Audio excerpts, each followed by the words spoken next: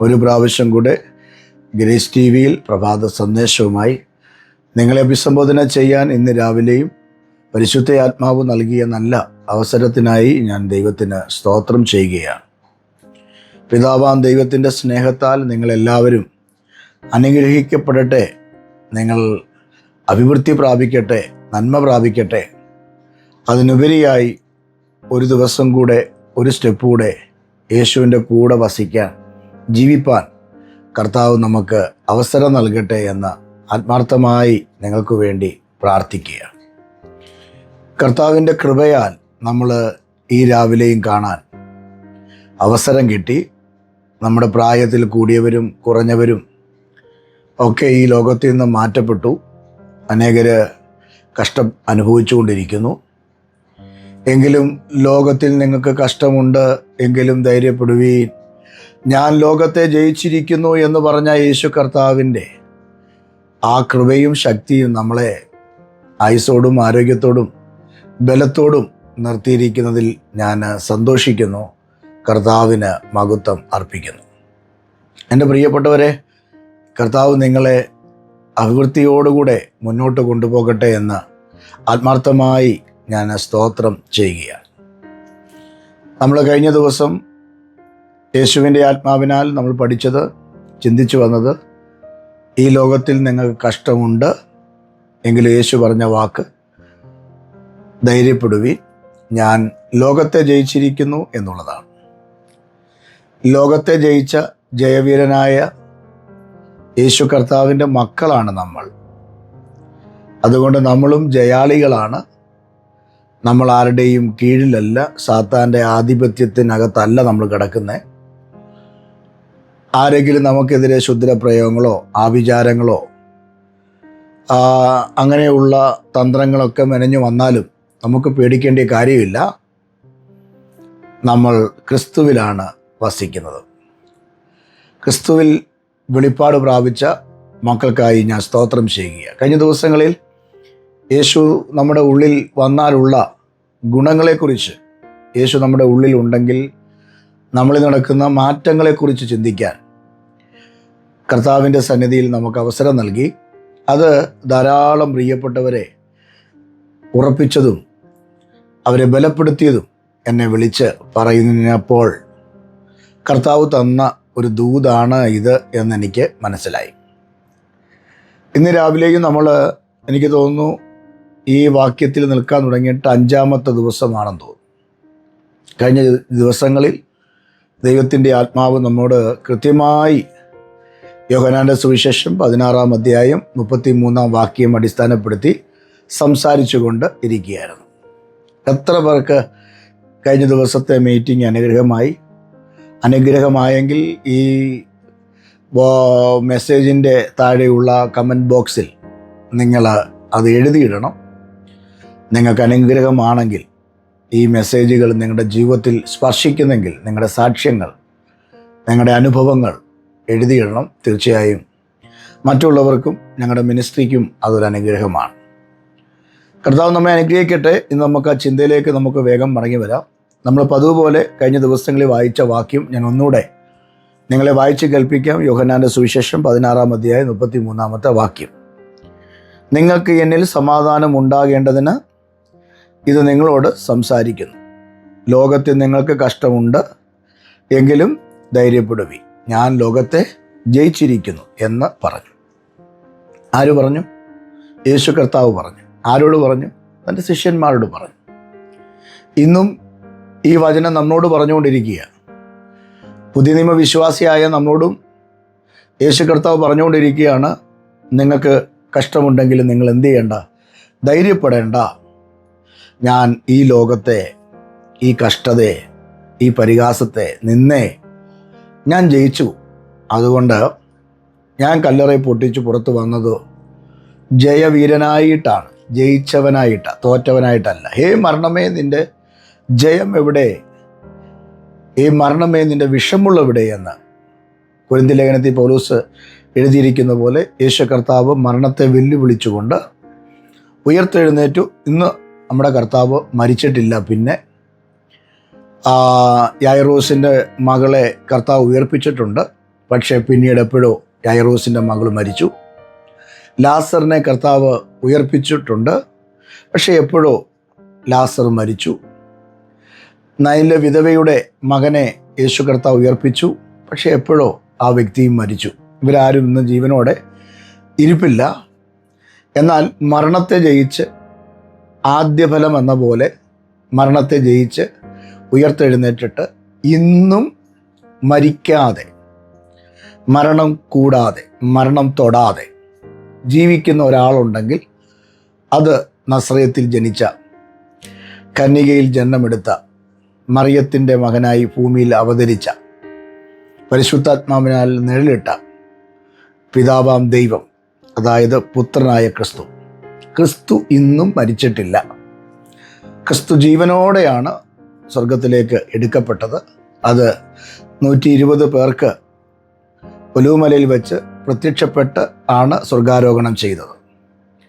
ഈ യേശു പറഞ്ഞു, ഞാൻ ഇനിയും വരും, ഈ ഭൂമിയിൽ വരും. മരിച്ച ഒരാൾക്ക് ഇനി ഭൂമി വരാൻ പറ്റത്തില്ല, എന്നാൽ യേശുവിന് വരാൻ പറ്റും. കാരണം യേശു മരിച്ചിട്ടില്ല, പിതാവിൽ മറഞ്ഞിരിക്കുകയാണ്. പിതാവിൻ്റെ സന്നിധിയിൽ അവൻ്റെ വലതുവശത്തിരിക്കുകയാണ്, നമുക്ക് വേണ്ടി പക്ഷപാതം ചെയ്തുകൊണ്ട്. നമ്മൾ ഓരോ ദിവസവും തെറ്റുകൾ ചെയ്യുമ്പോൾ, നമ്മൾ ഓരോ ദിവസവും പാപങ്ങൾ ചെയ്യുമ്പോൾ, നമ്മളെ ദൈവം തകർക്കാൻ നോക്കുമ്പോൾ, എന്നാൽ ആ തകർച്ചയിൽ നിന്ന് നമ്മെ വീണ്ടെടുക്കാൻ സേവ് ചെയ്യാൻ പിതാവ് നമ്മുടെ എല്ലാവരുടെയും പാപങ്ങൾ കാണുമ്പോൾ ആ പാപത്തിൽ നിന്ന് പിതാവ് നമ്മെ പൊറുപ്പിക്കേണ്ടതിന്, മാനസാന്തരം തരേണ്ടതിന്, ക്ഷമ തരേണ്ടതിന് ക്രിസ്തു വലതുവശത്തിരുന്ന് നമ്മുടെ എല്ലാവരുടെയും പേരുകൾ ഓരോ ദിവസവും പറഞ്ഞുകൊണ്ട്, കർത്താവേ, പിതാവേ, ക്ഷമിക്കണമേ എന്ന് പറഞ്ഞ്, എൻ്റെ പേര്, നിങ്ങളുടെ പേരൊക്കെ പറഞ്ഞ് സ്വർഗത്തിൽ ഇങ്ങനെ ഇരിക്കുകയാണ്. ഈ യേശു കർത്താവ് മരിച്ചിട്ടില്ല. മരിച്ചവൻ ഒരിക്കൽ പ്രാണനെ ഏൽപ്പിച്ചു കൊടുത്തതാണ്. പക്ഷേ 3-ാം നാൾ എന്ത് ചെയ്തു? ഉയർത്തെഴുന്നേറ്റു. അതുകൊണ്ടാണ് യേശു പറഞ്ഞ, ഞാൻ ജയിച്ചവനാകും, ജയിച്ചവനാകും. ഈ ഭൂമിയിൽ ആരും അങ്ങനെ പറഞ്ഞിട്ടില്ല. ജയിച്ചവനാണെന്ന് ആരെങ്കിലും പറഞ്ഞിട്ടുണ്ടെങ്കിൽ എപ്പോഴോ തോറ്റുപോയിട്ടുണ്ട്. എന്നാൽ യേശു പറഞ്ഞ വാക്ക് ഊവ, അത് അതേ എന്ന. എന്നാൽ ജയിച്ചവനാണ് നമ്മുടെ കർത്താവ്. എന്നിട്ട് ഈ ജയിച്ചവനായ കർത്താവ് ശിഷ്യന്മാരോട് പറയുകയാണ്, നിങ്ങൾ അധൈര്യപ്പെടേണ്ട, നിങ്ങൾ ധൈര്യപ്പെടുക, നിങ്ങൾ ഒരിക്കലും ക്ഷീണിച്ചു പോകരുത്, നിങ്ങൾ തകർന്നു പോകരുത്, ഈ ലോകത്തിൽ കഷ്ടമുണ്ട് എന്ന്. ഇത് പറഞ്ഞത് യേശു ആണെങ്കിൽ ഇത് കേട്ടത് ജാതികളല്ല. ഇത് കേട്ടത് യേശുവിനെ ക്രൂശിക്കാനും പരീക്ഷിക്കാനും വന്ന സാധുക്യരും പരീശന്മാരും യഹൂദ മത പ്രമാണിമാരും ഒന്നുമല്ല. യേശുവിൻ്റെ സന്നിധിയിൽ ജീവൻ കൊടുത്ത, കർത്താവിന് വേണ്ടി നിൽക്കുന്ന വിശുദ്ധന്മാരോടാണ് പറഞ്ഞത്, നിങ്ങൾക്ക് ലോകത്തിൽ എന്തുണ്ട്? കഷ്ടമുണ്ട്. എന്നെ കേൾക്കുന്ന ദൈവത്തിൻ്റെ പൈതലിനോട് ഞാൻ പറയാം, നീ ഒരു ദൈവവേദലാണെങ്കിൽ, കർത്താവിൽ വീണ്ടെടുക്കപ്പെട്ട ഒരു ദൈവവേദലാണെങ്കിൽ, യേശുവിനാൽ ജീവിതത്തിൽ മാറ്റം സംഭവിച്ച ഒരു ദൈവവേദലാണെങ്കിൽ, പ്രശ്നങ്ങളുടെ നടുവിൽ നിങ്ങൾ ഒരിക്കലും തളരത്തില്ല. കാരണം നിങ്ങൾക്ക് മനക്കെട്ടി ഉള്ളത് കൊണ്ടല്ല, നിങ്ങളുടെ ഉള്ളിൽ വസിക്കുന്നത് ക്രിസ്തു ആയതുകൊണ്ടാണ്. ഇന്ന് രാവിലെ ഞാൻ പറയാം, ഒരുപക്ഷെ നിങ്ങൾ നിങ്ങളുടെ ജോലി സ്ഥലവുമായി ബന്ധപ്പെട്ട്, നിങ്ങളുടെ ബിസിനസ്സുമായി ബന്ധപ്പെട്ട്, നിങ്ങളുടെ കൃഷിസ്ഥലവുമായിട്ട് ബന്ധപ്പെട്ട്, നിങ്ങളുടെ മാതാപിതാക്കളുമായി ബന്ധപ്പെട്ട് എവിടെയെങ്കിലും നിങ്ങൾ ടയേർഡായിരിക്കുന്ന അവസ്ഥയുണ്ടെങ്കിൽ, ഷഡ്ഡക്കുടഞ്ഞ് എഴുന്നേൽക്കാൻ ഒരു ആത്മപകർച്ചയോട് ദൂത് പറയാം. നിങ്ങളുടെ അകത്ത് ക്രിസ്തുവിൻ്റെ ആത്മാവ് വരുമ്പോൾ നിങ്ങൾ ചാടി എഴുന്നേൽക്കുകയാണ്. പൗലോസ് ചാടി എഴുന്നേറ്റു. റോമാലേഖനം 8-ാം അധ്യായം അതിൻ്റെ 2-ാമത്തെ വാക്യത്തിൽ ജീവൻ്റെ ആത്മാവിൻ്റെ പ്രമാണം ക്രിസ്തുവിൻ്റെ അകത്ത്, പൗലോസ് പറയുകയാണ്, പൗലോസിൻ്റെ അകത്ത് ക്രിസ്തു ഇട്ടപ്പോൾ പൗലോസ് പിന്നെ അവിടെ കരഞ്ഞുകൊണ്ടിരിക്കുകയല്ല, ചാടി എഴുന്നേൽക്കുകയാണ്. പ്രശ്നങ്ങളെ കണ്ട് കരഞ്ഞുകൊണ്ടിരിക്കുന്നവൻ ദൈവവേദലല്ല. പ്രശ്നങ്ങളെ കാണുമ്പോൾ തകർന്നിരിക്കുന്നവൻ തലയ്ക്ക് കൈവച്ച് മുടി വെച്ചിപ്പറിച്ച് പല്ലും കടിച്ച് കരഞ്ഞു നടക്കുന്നവൻ ദൈവവേദലല്ല. ഒരു യഥാർത്ഥ ക്രിസ്തു ഭക്തൻ, യഥാർത്ഥ ക്രിസ്തു അകത്തുള്ള ആ വ്യക്തിയോടാണ് ഞാൻ ഫോക്കസ് ചെയ്യുന്നത്, എല്ലാവരോടും അല്ല. പെന്തക്കോസിൽ പോകുന്ന, അല്ലെങ്കിൽ യാക്കോബയിൽ പോകുന്ന, അല്ലെങ്കിൽ ഓർത്തഡോക്സിൽ പോകുന്ന, അല്ലെങ്കിൽ കത്തോലിക്കയിൽ പോകുന്ന, CSI പോകുന്ന, പെന്തക്കോസിൻ്റെ ഏതെങ്കിലും കൂട്ടായ്മയിൽ പോകുന്ന വ്യക്തികളോടല്ല ഞാൻ പറയുന്നത്. ഞാൻ ഇന്ന് പകൽ നിങ്ങളോട് പറയുന്നത് ക്രിസ്തു അകത്തുള്ള വ്യക്തിയോടാണ് പറയുന്നത്. ക്രിസ്തു അകത്തുള്ള വ്യക്തി, ക്രിസ്തു പുറത്തല്ല, ക്രിസ്തു അകത്തുള്ള വ്യക്തി. ഈ പ്രമാണം നിൻ്റെ അകത്ത് വീണിട്ടുണ്ടെങ്കിൽ ഈ ലോകത്തിലെ കഷ്ടങ്ങൾ സാരമില്ല എന്ന് എണ്ണാൻ കഴിയും. പത്രോസിൻ്റെ അകത്ത് ക്രിസ്തു വന്നപ്പോഴാണ് ഹേരോദാവിൻ്റെ വാളിൻ്റെ മുമ്പിൽ അവൻ തൻ്റെ ഇടത്തോടെ ഇരുന്നത്. തലകീഴായി തന്നെ ക്രൂശിക്കാൻ വേണ്ടി പിടിക്കുമ്പോഴും കലപ്പയ്ക്ക് കൈവച്ചിട്ട് തിരിഞ്ഞു പോകാതെയും യേശുവിനെ പ്രാഗി തൻ്റെ സ്വന്തം വഴിയിൽ ഓടിപ്പോകാതെ ഇരുന്നത് അകത്ത് ക്രിസ്തു ഉള്ളത് കൊണ്ടാണ്. എന്നാൽ മുമ്പ് 3 പേരുടെ മുമ്പിൽ കോഴി കൂവുന്നതിന് മുമ്പ് തള്ളി പറഞ്ഞത് അകത്ത് പത്രോസിൻ്റെ അകത്ത് ക്രിസ്തു ഇല്ലാഞ്ഞത് കൊണ്ടാണ്. അപ്പോൾ കഷ്ടത വന്നപ്പോൾ എന്ത് ചെയ്തു? പത്രോസ് ആണയിട്ടു പ്രാഗി നശിപ്പിച്ച് ആകപ്പാടെ പ്രശ്നമാക്കി. എന്നാൽ അകത്ത് ക്രിസ്തു വന്നപ്പോൾ പ്രശ്നങ്ങളും പ്രതികൂലങ്ങളും ക്രൂശീകരണം വന്നപ്പോഴും പിന്മാറിയില്ല. അവൻ പിന്മാറിപ്പോയില്ല. പഴയ പടകെടുത്തില്ല, പഴയ വലയെടുത്തില്ല. അവനെ നെഞ്ചും വിരിച്ച് ക്രൂശിൻ്റെ മുമ്പിൽ നിന്നു. അതാണ് ക്രിസ്തു ഭക്തൻ്റെ ശക്തി. എത്രയോ പ്രശ്നങ്ങൾ നമ്മുടെ മുമ്പിൽ വന്നതാ അല്ലേ? എത്രയോ പ്രതികൂലങ്ങൾ നമ്മുടെ മുമ്പിൽ വന്നതാ. നിങ്ങൾ ജോലി ചെയ്യുന്ന സ്ഥാപനത്തിൽ നിങ്ങളെ പിരിച്ചുവിടാൻ എത്ര വട്ടം അവർ കൂട്ടം കൂടിയതാണ്. നിങ്ങൾ തൊടുന്നതും നിങ്ങൾ പറയുന്നതെല്ലാം കുറ്റമല്ലായിരുന്നു. ആ ദേശത്ത് നിർത്തത്തില്ലെന്ന് പലപ്പോഴും പിശാച് ബാധിച്ചല്ലേ? നിങ്ങൾ ഫോൺ എടുത്ത് നിങ്ങളുടെ ഭാര്യയോട് എത്ര പ്രാവശ്യം പറഞ്ഞു, ഞാനിവിടെ നിൽക്കുന്നില്ലടി, പോവാ, തിരിച്ചു വരിക എന്ന് പറഞ്ഞില്ലേ? എന്നിട്ടും ആ കമ്പനിയിൽ, ആ രാജ്യത്ത്, ആ മേഖലയിൽ കർത്താവ് നിർത്തിയിട്ടില്ലേ? എന്താ അതിൻ്റെ കാര്യം? ക്രിസ്തു അകത്തുള്ളത് കൊണ്ടാണ്. എന്താ കാര്യം എന്ന് പറഞ്ഞാൽ, ഈ കർത്താവിൻ്റെ ബലം അനുഭവിച്ചാൽ, ശക്തി അനുഭവിച്ചാൽ ആർക്കും നമ്മളെ തകർക്കാനായിട്ട് പറ്റില്ല. അതുകൊണ്ടാണ് കർത്താവ് പറഞ്ഞു, ഞാൻ ജയിച്ചവനാണ്. നമ്മൾ പ്രശ്നങ്ങളെ ജയിക്കണം, പ്രതികൂലങ്ങളെ നമ്മൾ ജയിക്കണം. അങ്ങനെയാണെങ്കിൽ ഇന്ന് നമ്മൾ ചിന്തിക്കുന്നത്, എന്തിനാണ് ഒരു ദൈവപൈതലിന് ദൈവം കഷ്ടത തരുന്നത്? ഇന്നലെ നമ്മൾ ചിന്തിച്ചത് നമ്മുടെ വിശ്വാസത്തിൻ്റെ പരിശോധനയിൽ നമ്മൾ നിലനിൽക്കേണ്ടതിന് വേണ്ടിയാണ് കഷ്ടതയിൽ കൂടെ ദൈവം നമ്മളെ കടത്തിവിടുന്നത് എന്നാണ് നമ്മൾ ഇന്നലെ ചിന്തിച്ചത്. ഇന്ന് വ്യത്യസ്തമായ ഒരു ചിന്ത, അതായത് 2 കൊരിന്ത്യർ ലേഖനം 1-ാം അധ്യായം 6-ാം വാക്യം ഞാൻ വായിച്ചു കേൾപ്പിക്കുക, നിങ്ങൾ ശ്രദ്ധിക്കുക. ഞങ്ങൾ കഷ്ടം അനുഭവിക്കുന്നു എങ്കിൽ അത് നിങ്ങളുടെ ആശ്വാസത്തിനും രക്ഷയ്ക്കും ആകുന്നു. പൗലോസ് അപ്പോസ്തലൻ കൊരിന്തിലുള്ള സഭയോട് പറയുകയാണ്, ഞങ്ങൾ കഷ്ടം അനുഭവിക്കുന്നത്. അപ്പോൾ പൗലോസ് എന്തനുഭവിക്കുന്നു? പൗലോസിൻ്റെ കൂടെയുള്ളവർ എന്തനുഭവിക്കുന്നു? കഷ്ടം അനുഭവിക്കുന്നു. അപ്പോഴാണ് നമ്മൾ പറയുന്നത്, നമുക്ക് കഷ്ടമില്ല, നമുക്ക് പ്രശ്നമില്ല, പ്രതികൂലമില്ല. ഇനിയും കഷ്ടം വന്നാൽ അത് ശാപമാ, പ്രതികൂലം വന്നാൽ അത് ശാപമാ, രോഗം വന്നാൽ അത് ശാപമാ എന്നൊക്കെ പറഞ്ഞ് നമ്മൾ നടക്കുക. എന്നാൽ ഭക്തൻ പറയുകയാണ്, പൗലോസ് പറയുക, ഞങ്ങൾ കഷ്ടം അനുഭവിക്കുന്നത്. അപ്പോൾ ഒരു ദൈവപൈതലിന് കഷ്ടമുണ്ട്, അവരനുഭവിച്ചിട്ടാണ് പറഞ്ഞത്. ഈ പുസ്തകം തെറ്റല്ല പ്രിയരെ, ഈ പുസ്തകം സത്യപുസ്തകമാണ്. അതുകൊണ്ടാണല്ലേ ഈ പുസ്തകത്തിൻ്റെ ഫ്രണ്ടിൽ എഴുതി വച്ചിരിക്കുന്നത് സത്യവേദ പുസ്തകം എന്ന് പറഞ്ഞാൽ അതിനർത്ഥം എന്തുവാണ്? ഈ പുസ്തകമേ ഉള്ളൂ സത്യം. ഈ ലോകത്തിൽ എത്ര കോടി ജനമുണ്ടില്ലേ? അവരെത്ര കോടി ബുക്കുകൾ വായിച്ചിട്ടുണ്ട്? അവരേതെങ്കിലും സത്യപുസ്തകമെന്നും പറഞ്ഞ് ഒരു പുസ്തകം വായിച്ചിട്ടുണ്ടോ? അവർ വായിച്ചിട്ടില്ല. അവർ വായിച്ചിട്ടുണ്ടെങ്കിൽ അത് വേദപുസ്തകമാണ്. അപ്പം ഈ പുസ്തകം സത്യമാണെങ്കിൽ ഇതിനകത്ത് എഴുതിയിരിക്കുന്ന സത്യമായതുകൊണ്ടല്ലേ. അപ്പം പൗലോസ് പറയുകയാണ്, ഞങ്ങൾ കഷ്ടം അനുഭവിക്കുന്നു എങ്കിൽ അത് നിങ്ങളുടെ, കൊരിന്ത്യ സഭയോട് നോക്കി പറയുക, നിങ്ങളുടെ ആശ്വാസത്തിന് രക്ഷയ്ക്കും. പലപ്പോഴും നമ്മൾ കഷ്ടം അനുഭവിക്കുന്നത് ചിലപ്പോൾ നമുക്ക് വേണ്ടിയല്ലായിരിക്കും. നമ്മുടെ ജീവിതത്തിൽ കഷ്ടതകൾ വരുന്നത് ചിലപ്പോൾ നമുക്ക് വേണ്ടിയല്ല, നമ്മുടെ കൂടപ്പിറപ്പുകൾക്ക്, നമ്മുടെ കൂടെയുള്ളവർക്ക്, നമ്മുടെ സഭയ്ക്ക്, നമ്മുടെ വിശ്വാസ സമൂഹത്തിന് രക്ഷയ്ക്കും അപ്പോൾ തന്നെ ആശ്വാസത്തിനുമാണ്. ആശ്വാസം കിട്ടാനും രക്ഷ പ്രാപിക്കാനും ചിലപ്പോൾ നമ്മൾ വില കൊടുക്കേണ്ടി വരും. നിങ്ങൾ ആ സ്ഥാനത്തിരിക്കുമ്പോൾ ഒരു പക്ഷേ നിങ്ങളൊരു മിനിസ്ട്രി ചെയ്യുന്ന ഒരു വ്യക്തിയാകാം, കർത്താവിൻ്റെ വേല ചെയ്യുന്ന ഒരു വ്യക്തിയാകാം, അല്ലെങ്കിൽ നിങ്ങളൊരു സെക്കുലർ മേഖലയിൽ നിങ്ങൾ ജോബ് ചെയ്യുന്ന ഒരു വ്യക്തിയാകാം. നിങ്ങളായിരിക്കുന്ന ഏത് പൊസിഷനിലുമാകട്ടെ, നിങ്ങൾ അനുഭവിച്ച ചില കഷ്ടതകൾ, ചില നിന്ദകൾ, വേദനകൾ മറ്റുള്ളവർക്ക് അത് ആശ്വാസമായത് നിങ്ങൾക്ക് പലപ്പോഴും അറിയാമോ? നിങ്ങൾ കഷ്ടപ്പെട്ടത് കൊണ്ടല്ലേ, നിങ്ങൾ വേദനിച്ചത് കൊണ്ടല്ലേ, നിങ്ങൾക്കൊരു തകർച്ച അവിടെ വന്നപ്പോഴല്ലേ മറ്റുള്ളവർക്കൊരു ആശ്വാസമായത്, മറ്റുള്ളവർക്ക് രക്ഷയായത്. കണ്ടോ? അപ്പോൾ ഏതിൻ്റെ പുറകിൽ ദൈവത്തിനൊരു പദ്ധതി ഉണ്ട്. പക്ഷെ ക്രിസ്തു നമ്മുടെ ഉള്ളിലിരിക്കുമ്പോൾ നമ്മൾ കഷ്ടതയിൽ നമ്മൾ തകരത്തില്ല, നമ്മൾ ചാടി എഴുന്നേറ്റ് വരും. പൗലോസിൻ്റെ കയ്യിൽ അണലി കടിച്ചു, അല്ലെങ്കിൽ അണലി ചുറ്റി. ഇനി കടിച്ചു എന്ന് പറയുമ്പോൾ നിങ്ങൾ ചോദിക്കാം, ബൈബിളിൽ വാക്യമുണ്ടോ ചുറ്റി എന്നല്ലേ? ചുറ്റിയാൽ അണലിയല്ലേ, ചിലപ്പോൾ കടിച്ചിരിക്കും. അപ്പോൾ അണലി ചുറ്റി, അങ്ങനെ പറയാം, അണലി ചുറ്റി. ഈ അണലി ചുറ്റിയപ്പോൾ പൗലോസ് അത് കണ്ടിട്ട് തകർന്ന് തല ചുറ്റി വീണില്ല. കാരണം ബർബരന്മാരെല്ലാം നോക്കി നിൽക്കുക, ഇവനൊരു കൊലപാതകനാണ്, നീതിദേവി പോലും ജീവിക്കാൻ സമ്മതിക്കുന്നില്ല, ഇവൻ മരിക്കും നിശ്ചയമെന്നും പറഞ്ഞ് ഇവൻ പെട്ടെന്ന് വീർക്കുകയോ ചത്തു വീഴുകയോ ചെയ്യുമെന്ന് നോക്കി നിന്നു എന്നാണ് അപ്പോസ്തല പ്രവൃത്തി 28-ാമത്തെ അധ്യായത്തിൽ വായിക്കുന്നത്. കാരണം ഈ പാമ്പ് കടിച്ചാൽ പെട്ടെന്ന് ബലൂണ് വീർക്കുന്ന പോലെ വീർക്കും, എന്നിട്ട് താഴെ വീഴും, പിടഞ്ഞ് ചാകും. ഇതാണ് ആ പാമ്പിൻ്റെ വിഷം ഒരു മനുഷ്യ ശരീരത്തിൽ വന്നാലുള്ള കുഴപ്പം.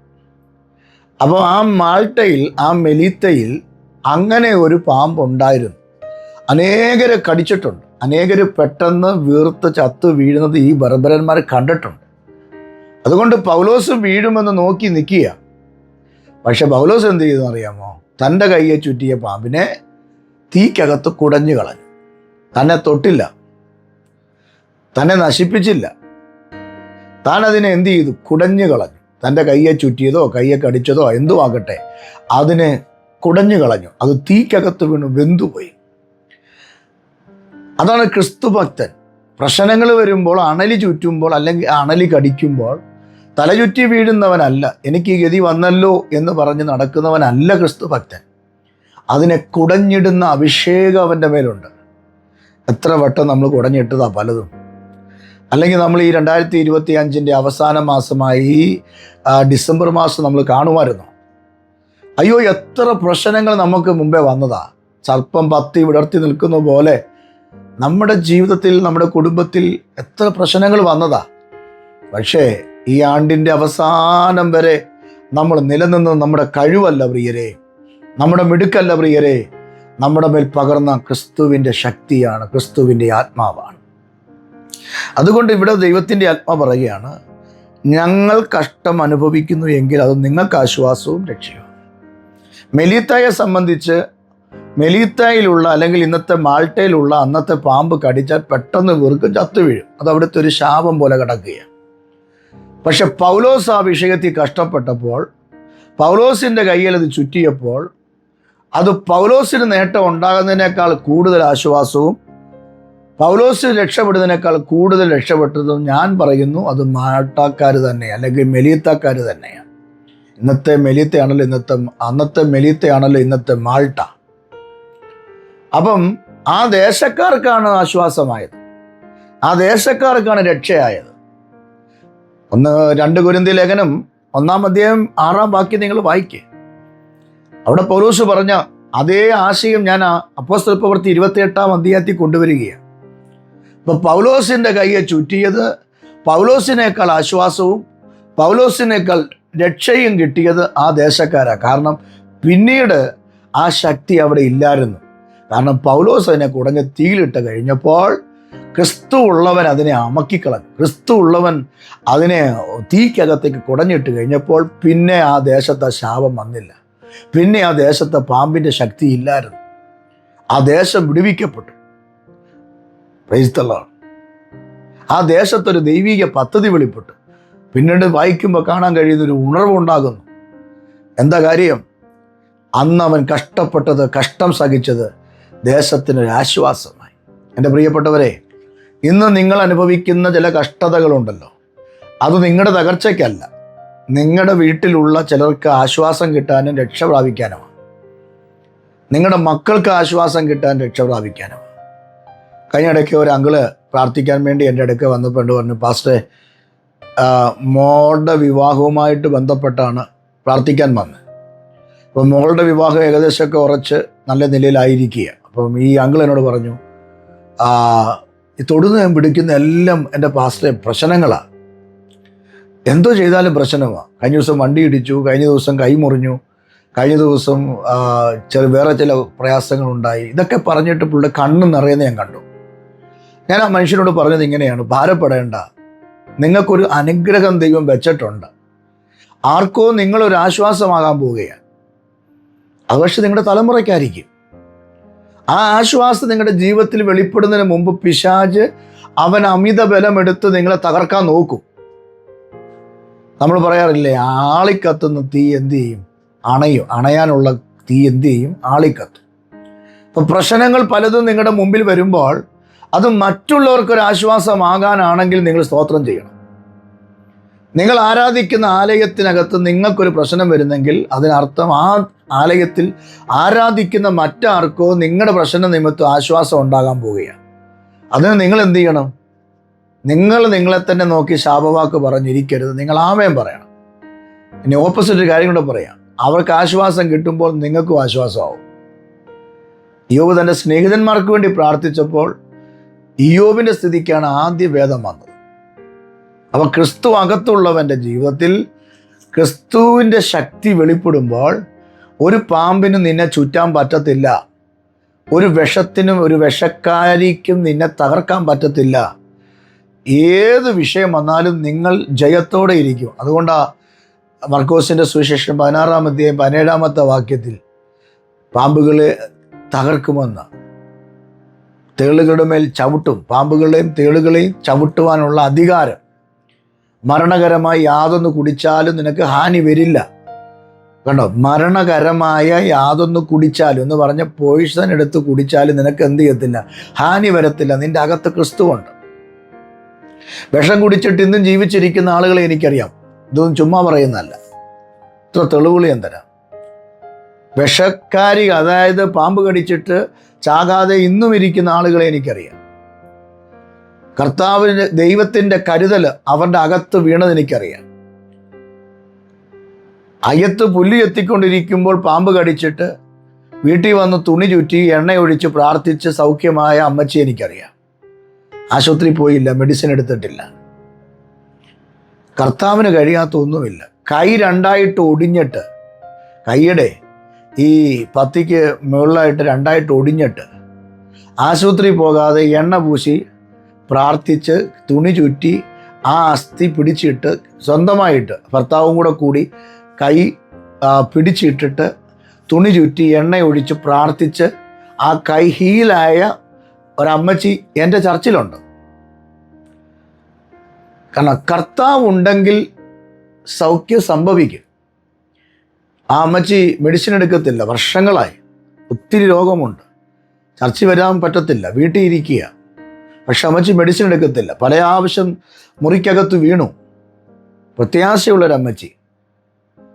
അമ്മച്ചിക്ക് അത്രയും പ്രശ്നങ്ങളുണ്ടെങ്കിലും അടുത്ത് പോയി ഇരിക്കുമ്പോൾ നമുക്കൊരു സന്തോഷമാണ്. കാരണം അമ്മച്ചിയുടെ ഓരോ വാക്കുകളും ചിരിയൊക്കെ കാണുമ്പോൾ ഒത്തിരി സന്തോഷമാണ്. അപ്പം അകത്ത് ക്രിസ്തു ഉള്ളത് കൊണ്ടാണ്. ക്രിസ്തു ഇല്ലെങ്കിൽ മാണ്ട് കിടക്കത്തേ ഉള്ളൂ, ചത്തില്ലെങ്കിൽ. പക്ഷെ അകത്ത് ക്രിസ്തു ഉള്ളപ്പോൾ ദൈവത്തിൻ്റെ പദ്ധതി വെളിപ്പെടും. ഈ അമ്മച്ചിയുടെ കണ്ണ് കാണത്തില്ല, പിടിച്ചോണ്ട വരുന്നത്. അല്ലെങ്കിൽ അച്ചായം പിടിച്ചുകൊണ്ട് കസേര ഇരുത്തണം. ആരാന്ന് ചോദിക്കും. വന്നത് പാസ്റ്റാന്ന് പറയുമ്പോൾ ഒരു ചിരിയുണ്ട്. അപ്പോൾ ഞാൻ ചിന്തിക്കാറുണ്ട്, ഇത്രയും പ്രശ്നങ്ങൾ വരുമ്പോൾ ചിരിക്കുന്നല്ലോ, ഇത്രയും പ്രശ്നങ്ങൾ വരുമ്പോൾ ദൈവത്തിന് മഹത്വം കൊടുക്കുന്നല്ലോ. ഞങ്ങളുടെ ചർച്ചിൽ അതേപോലെ തന്നെ ഒരു പിതാവുണ്ട്. വർഷങ്ങളായിട്ട് കിടപ്പില്ല, എന്നാൽ എഴുന്നേറ്റിരിക്കും. ആരിൽ പിടിച്ച് ഒന്ന് ഇരുത്തണം, ഇരിക്കും. പക്ഷേ യേശുവിനെക്കുറിച്ച് പ്രസംഗിക്കുന്നത് കേൾക്കുമ്പോൾ തൻ്റെ കണ്ണുകൾ നിറയും. യേശുവിനെ പറ്റി പറയുമ്പോൾ തൻ്റെ കണ്ണുകൾ നിറയും. തൻ്റെ മുറിക്കകത്ത് വെച്ചിരിക്കുന്ന TV-യിൽ യേശുവിനെ കുറിച്ച് പറയുന്ന മെസ്സേജുകൾ ഇങ്ങനെ കേട്ടുകൊണ്ടേയിരിക്കും. ഇതാണ് അദ്ദേഹത്തിൻ്റെ പണി. അദ്ദേഹത്തിൻ്റെ അടുക്കൽ പോയിരിക്കുമ്പോൾ ഇതുപോലെ തന്നെയാണ്. നമ്മൾ ചിന്തിക്കും, എൻ്റെ ദൈവമേ എന്തുകൊണ്ടാണ് ഇങ്ങനെയൊക്കെ കിടക്കുന്നത് അല്ലെങ്കിൽ ഇങ്ങനെ ഇരിക്കുന്നതെന്ന് ചിന്തിക്കും. പക്ഷെ അദ്ദേഹത്തിൻ്റെ കൂടെ ഇരിക്കുമ്പോൾ നമുക്ക് ഇറങ്ങിപ്പോകാൻ തോന്നത്തില്ല. ഭയങ്കര സ്നേഹമാണ്, സന്തോഷമാണ്, മുഖത്ത് തന്നെ പ്രസന്നതയെ അറിയാം. ആ ചിരി മതി. അപ്പോൾ നമ്മൾ ചിന്തിക്കും, എങ്ങനെ ഈ അപ്പച്ചനെ ചിരിക്കാൻ പറ്റും, ഇങ്ങനെ പ്രത്യാശയുടെ വാക്ക് പറയാം. കാരണം കിടക്കയെന്ന് എഴുന്നേൽക്കണമെങ്കിൽ മക്കൾ പിടിച്ച് എഴുന്നേൽപ്പിക്കണം, അല്ലെങ്കിൽ ഹോം നേഴ്സ് വേണം കാര്യങ്ങളെല്ലാം ചെയ്യാൻ. പക്ഷെ പ്രതീക്ഷയും പ്രത്യാശയുടെയും കാര്യം പറയുമ്പോൾ, യേശുവിനെ പറ്റി പറയുമ്പോൾ മുഖം ഇങ്ങനെ തെളിഞ്ഞു വരും. കണ്ടോ, അകത്ത് ക്രിസ്തു ഉണ്ടെങ്കിൽ ഒരു അണലിക്കും നിന്നെ എന്ത് ചെയ്യാൻ പറ്റത്തില്ല, തകർക്കാൻ പറ്റത്തില്ല. ഞാൻ ആത്മാവി പറയാം, മരണം നീ കണ്ടാലും നിന്നെ തൊടത്തില്ല. മരിക്കേണ്ട കേസ് വന്നാലും മരണകരമായി യാതൊന്ന് കുടിച്ചാലും നിനക്ക് ഹാനി വരത്തില്ല. നിന്റെ അകത്ത് ക്രിസ്തു വേണം. അതുകൊണ്ടാണ് വചനത്തെ വായിക്കുന്നത്, ക്രിസ്തുവിൽ മരിക്കുന്ന വൃതന്മാർ ജീവിക്കും. കർത്താവ് ഉള്ള ഒരു അനുഭവം നിങ്ങൾക്കുണ്ടെങ്കിൽ നിങ്ങൾ ജീവിക്കും.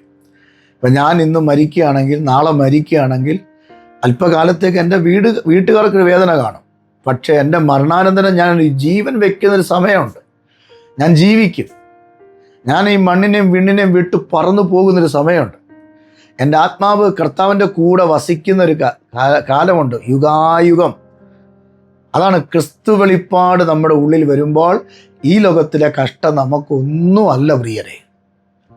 നമ്മൾ ഈ ചെറിയ തലവേദനയും, ഒരാൾ കൊഞ്ഞണം കുത്തി കാണിച്ചതും, ഒരാൾ മൂക്ക് കുറിപ്പിച്ച് കാണിച്ചതും, ഒരാൾ കണ്ടില്ലെന്ന് നടിച്ചതോ ഒക്കെ പറഞ്ഞ് ഇന്നും ഇരിക്കുക. അവൾ എന്നോട് അങ്ങനെ ചെയ്തു, അവൻ എന്നോട് അങ്ങനെ ചെയ്തു, അവൻ എന്നോട് ഇങ്ങനെ പറഞ്ഞു എന്നൊക്കെ പറഞ്ഞ് ഇപ്പോഴും പഴയതും പിടിച്ചുകൊണ്ടിരിക്കുക. കഷ്ടപ്പെട്ടതും വേദന അനുഭവിച്ചതൊക്കെ ഇപ്പോഴും അതും പറഞ്ഞ് കേട്ടും തഴമ്പിച്ചുകൊണ്ടിരിക്കുക. നമ്മുടെ ശരീരത്തിലുള്ള രോഗങ്ങൾ പറഞ്ഞത് വലുതായി കണ്ടുകൊണ്ട് നമ്മളിരിക്കുക. പക്ഷെ ഇന്ന് രാവിലെ ആത്മാവിൽ പറയാം, ഇതിനെയൊന്നും വക വയ്ക്കരുത്. കേട്ടത് വക വയ്ക്കരുത്. അനുഭവിക്കുന്ന ഇപ്പോൾ ചില വിഷയമുണ്ട്, അത് വക വയ്ക്കരുത്.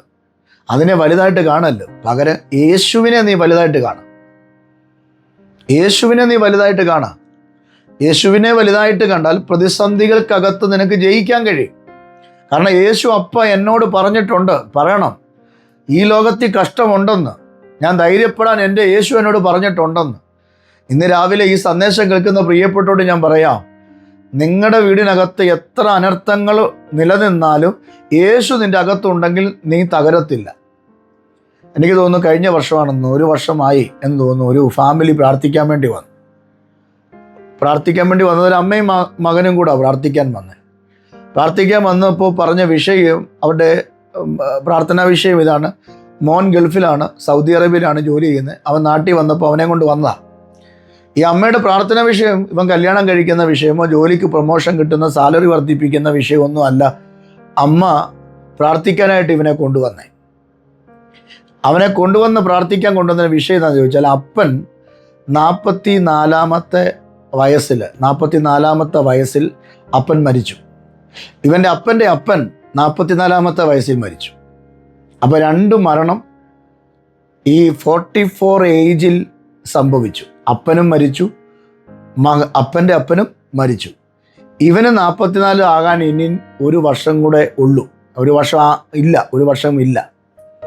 അമ്മയുടെ വേദന ഇതാണ്, എൻ്റെ മോൻ മരിക്കുമോ? വല്ലാത്ത പ്രശ്നമാണ്.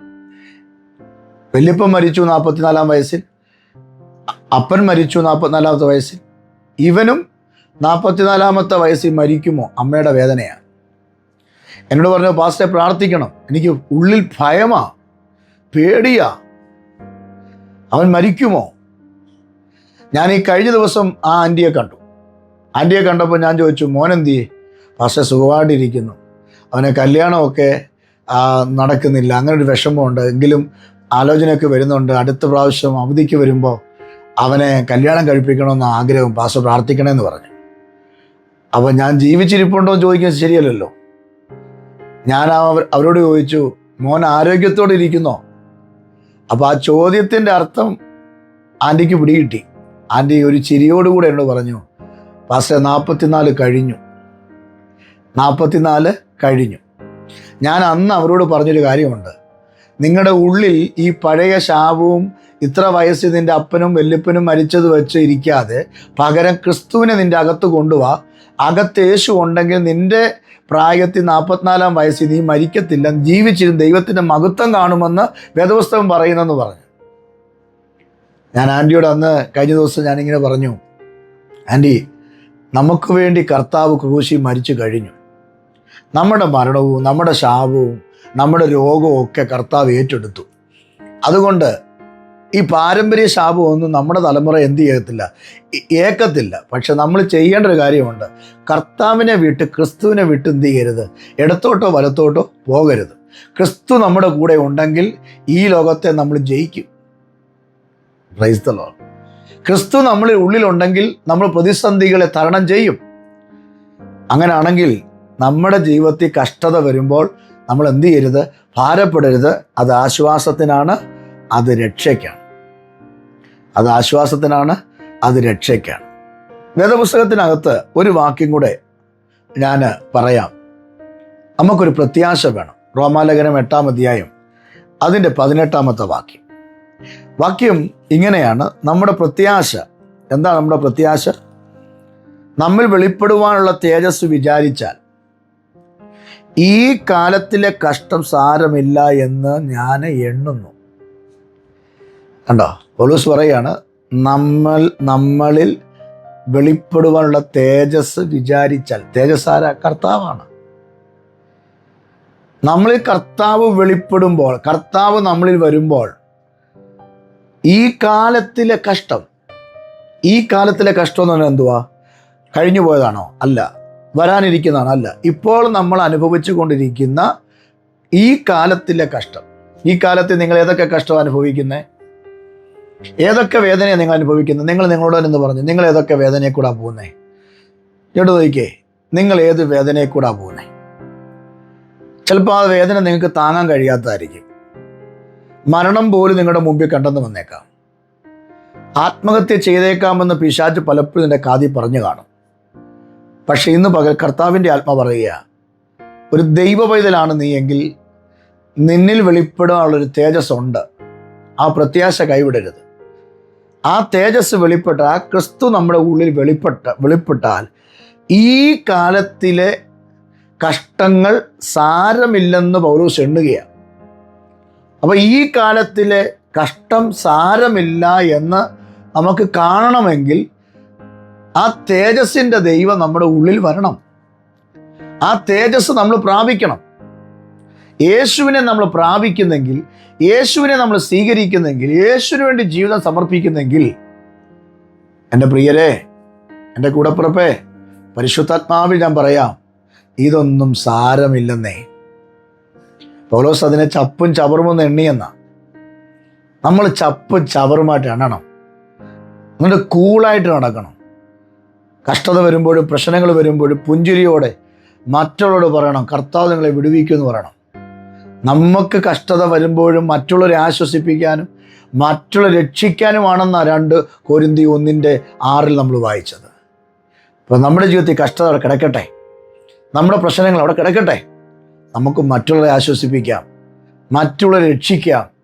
നമ്മൾ ചെയ്യേണ്ടത്, വരുവാനൊരു തേജസ്സുണ്ട്. ഞാൻ എൻ്റെ പിതാവിൻ്റെ പുത്രൻ്റെ കൂടെ ഞാൻ ജീവിക്കും. ഈ മൺമയമായ ശരീരം വിട്ട് ഞാൻ പറക്കും. അവിടെ ചെല്ലുമ്പോൾ വെളിപ്പാട് പുസ്തകത്തിൽ 21:4 വായിക്കുന്നത് ഇങ്ങനെയാണ്, അവൻ അവരുടെ കണ്ണുനീരെല്ലാം തുടയ്ക്കും. തേജസ് വിചാരിച്ചാൽ, ക്രിസ്തു നമ്മുടെ ഉള്ളിലുണ്ടെന്ന ഒരു വിചാരണ നമ്മുടെ ഉള്ളിൽ വന്നാൽ, നമുക്കൊരു തേജസ്കരണം പ്രാപിച്ച് വിശുദ്ധീകരണം പ്രാപിച്ച് ശരീരം കർത്താവുമായിട്ട് ഏകീഭവിക്കുമ്പോൾ, ക്രിസ്തുവിൻ്റെ കൂടെ നമ്മൾ വസിക്കുമ്പോൾ, വെളിപ്പാട് പുസ്തകത്തിൽ 21-ാം അധ്യായം 4-ാം വാക്യത്തിൽ വായിക്കുകയാണ്, അവൻ അവരുടെ, ആരുടെ? അവൻ ആരാണ്? യേശു. അവരുടെ ആരാണ്? വീണ്ടെടുക്കപ്പെട്ട, താൻ രക്തം കൊടുത്ത് വിലയ്ക്ക് വാങ്ങിയ തൻ്റെ മക്കളുടെ കണ്ണിൽ നിന്നും കണ്ണുനീരെല്ലാം തുടയ്ക്കും. ഇത് സ്വർഗത്തിൽ ചെന്നിട്ട് കരഞ്ഞതല്ല. സ്വർഗത്തിൽ കരച്ചിലില്ലല്ലോ. അവിടെ കരച്ചിലും മുറവിളിയും പല്ലുകടിയും ഞരക്കവും ഒന്നും അവിടെ ഇല്ല. പിന്നെ ഏത് കണ്ണുനീർ ഉടയ്ക്കുമെന്ന? ഈ ഭൂമിയിൽ നാം ജീവിച്ചിരിക്കുമ്പോൾ കരഞ്ഞതെല്ലാം അവിടെ വെച്ചപ്പ എല്ലാം തുടച്ചു കളയും. നീ ആ രോഗക്കിടക്കെ കിടന്ന് കരഞ്ഞില്ലേ? നീ ആ കൊച്ചിൻ്റെ വിഷയത്തിനു വേണ്ടി കരഞ്ഞില്ലേ? നിത്യതയ്ക്ക് വേണ്ടി നീ കരഞ്ഞില്ലേ? യേശുവിന് വേണ്ടി നീ കരഞ്ഞില്ലേ? ആ കണ്ണുനീരെല്ലാം കർത്താവ് തുടച്ച് ആ മാറോട് ചേർത്തൊട്ടിച്ചു വെക്കുന്ന ഒരു സമയമുണ്ട്. അതുകൊണ്ട് നമ്മുടെ കഷ്ടതയിൽ മറ്റുള്ളവരെ നമുക്ക് ആശ്വസിപ്പിക്കാം, മറ്റുള്ളവരെ നമുക്ക് രക്ഷിക്കാം. നമ്മൾ പറയണം, ഞാൻ അനുഭവിക്കാമോ തേജസ് വിചാരിക്കുമ്പോൾ ഈ കാലത്തിലെ കഷ്ടം എനിക്ക് എന്തല്ല, സാരമില്ല എന്ന് നമ്മൾ എണ്ണണം, ജീവിക്കണം. ഇത് മനസ്സിലായോ? എങ്കിൽ ഞാൻ നിങ്ങൾക്ക് വേണ്ടി പ്രാർത്ഥിക്കാം. എൻ്റെ കൂടെ ചേർന്ന് പ്രാർത്ഥിക്കുമോ? ഒരു വാക്ക് ഞാൻ നിങ്ങൾക്ക് വേണ്ടി പ്രാർത്ഥിക്കട്ടെ. കർത്താവേ, ഞങ്ങളോട് ഇന്ന് രാവിലെയും അങ്ങ് പറഞ്ഞ ദൈവിക വെളിപ്പാടിനായി സ്തോത്രം. ഞങ്ങളിൽ വ്യാപരിക്കുന്ന ദൈവശക്തി അളവറ്റതാണെന്നും ഞങ്ങളുടെ അകത്ത് നിത്യതയുടെ തേജസ് ഉണ്ടെന്നും കർത്താവ് ഞങ്ങളുടെ ഉള്ളിലുണ്ടെന്നും ഞങ്ങളോട് പറഞ്ഞല്ലോ. അതുകൊണ്ട് ഞങ്ങൾ ഈ ഭൂമി അനുഭവിക്കുന്ന കഷ്ടത വലുതായി ഞങ്ങൾ കാണാതെ കർത്താവിനെ ഞങ്ങൾ വലുതായി കാണുമ്പോൾ ഞങ്ങളുടെ അവസ്ഥകൾക്ക് മാറ്റം വരുമെന്നും ഞങ്ങളുടെ സ്ഥിതികൾക്ക് വ്യത്യാസം വരുമെന്നും ഞങ്ങൾക്കൊരു തേജസ്കരണമുണ്ടെന്നും അങ്ങുമായുള്ളൊരു ബന്ധം ജീവിതം ഞങ്ങൾക്കുണ്ടെന്നും അന്ന് ഞങ്ങളുടെ കണ്ണുനീരെല്ലാം അങ്ങ് തുടയ്ക്കുമെന്നും ലോകത്തെ ജയിച്ചവൻ ഞങ്ങൾക്ക് ജയാളിയായി ഉണ്ടെന്നും ഞങ്ങളോട് ഇന്ന് രാവിലെയും പറയാൻ അങ്ങയ്ക്ക് പ്രസാദം തോന്നിയതിനായി സ്തോത്രം. കർത്താവേ, ഈ സന്ദേശം കേട്ട ഈ മക്കളെ അനുഗ്രഹിക്കണേ. ഇവരുടെ അവസ്ഥയ്ക്ക് മാറ്റം വരുത്തണേ. ഇവരുടെ കണ്ണുനീര് തുടയ്ക്കണേ. ഇവർ കൈവിടപ്പെട്ടു പോകല്ലേ. യേശുവിൻ്റെ കൂടെ യുഗായുഗം ജീവിപ്പാനുള്ള പ്രത്യാശയും വരവും അവർക്ക് കൊടുക്കണേ. അപ്പ അടിയനെയും ഒരുക്കണേ, ഈ ജനത്തെ ഒരുക്കണേ, ഞങ്ങളെ വിശുദ്ധീകരിക്കണേ, മക്കളാക്കി തീർക്കണേ. കൃപയിൽ ഞങ്ങളെ മറയ്ക്കണേ. ആ ബലത്തിൽ ഞങ്ങൾക്ക് മുമ്പോട്ട് പോകാൻ, ഞങ്ങൾ അനുഭവിക്കുന്ന കഷ്ടത മറ്റുള്ളവർക്ക് ആശ്വാസത്തിനും രക്ഷയ്ക്കും കാരണമായി തീരുന്നെങ്കിൽ അത് സഹിക്കാനുള്ള കൃപ ഞങ്ങൾക്ക് നൽകണമേ. അത് പൊറുക്കാനുള്ള കൃപ ഞങ്ങൾക്ക് നൽകണമേ. ഞങ്ങളുടെ കഷ്ടത മറ്റുള്ളവർക്കൊരു ആശ്വാസമാണെങ്കിൽ, അത് രക്ഷയാണെങ്കിൽ, കർത്താവേ, അതിനായി ഞങ്ങളെ ഏൽപ്പിച്ചു തരുന്നു. പ്രാർത്ഥന കേട്ടതിനായി സ്തോത്രം. യേശുവിൻ നാമത്തിൽ തന്നെ ആമേൻ. ദൈവം നിങ്ങളെ അനുഗ്രഹിക്കട്ടെ. ഈ സന്ദേശം നിങ്ങൾക്ക് അനുഗ്രഹമായെങ്കിൽ മറ്റുള്ളവർക്കും ഷെയർ ചെയ്യണേ. അപ്പോൾ തന്നെ എല്ലാ ദിവസവും രാവിലെ ഇതേവണക്കുള്ള ദൈവിക ദൂതുകൾ കേൾക്കാൻ നിങ്ങൾ ആഗ്രഹിക്കുന്നെങ്കിൽ ഈ മെസ്സേജിൻ്റെ താഴെ ഈ ചാനലിൻ്റെ ആ സബ്സ്ക്രൈബ് ബട്ടൺ ഒന്ന് അമർത്തി വെച്ചാൽ മതി. ആ ബെൽ ബട്ടൺ കൂടെ അമർത്തി വെച്ചാൽ മതി. നിങ്ങൾക്ക് എല്ലാ ദിവസവും സന്ദേശം മുടങ്ങാതെ കിട്ടും. ഈ പ്രവർത്തനത്തെ ഓർത്ത് നിങ്ങൾ പ്രാർത്ഥിക്കണേ. ഞങ്ങളും നിങ്ങൾക്ക് വേണ്ടി പ്രാർത്ഥിക്കാം. നിങ്ങളുടെ പ്രാർത്ഥനാ വിഷയങ്ങൾ ഞങ്ങൾക്ക് എഴുതുക. ഞങ്ങൾ നിങ്ങൾക്ക് വേണ്ടി പ്രാർത്ഥിക്കും. കർത്താവ് വലിയവ ചെയ്യും. ദൈവം നിങ്ങളെ അനുഗ്രഹിക്കട്ടെ. അടുത്ത ദിവസം മറ്റൊരു ചിന്തയുമായി നമുക്ക് ഒരുമിച്ച് കൂടാം. ദൈവം നിങ്ങളെ ബലപ്പെടുത്തട്ടെ. ഈ കഷ്ടതയെ നിങ്ങൾ തകരരുത്. സാരമില്ലെന്ന് എണ്ണുക.